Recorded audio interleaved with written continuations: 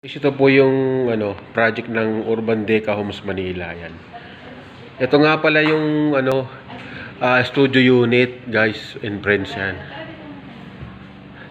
Pagpasok niyo ng studio unit, ito po yung kasi dress up ng unit pag may gamit.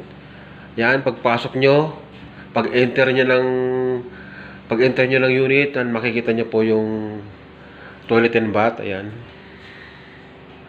Toilet and bath, ayan yung sink, yung lababo. Ayan.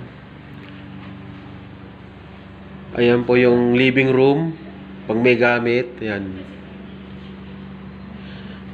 Yan, pwede kayong maglagay ng lamesa, ayan. Tapos, pag diretso nyo po dito, ito na po yung pinaka, higaan nyo, ayan. Diretso lang po yung studio unit. Yan. Tapos ito yung pwede kayong maglagay ng dyan, study room. Pwede yung gawing study room yan. Ayan po. Ayan.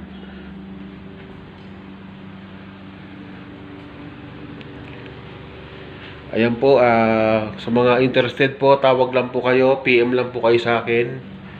Ayan. Marvin Kapili, ayan.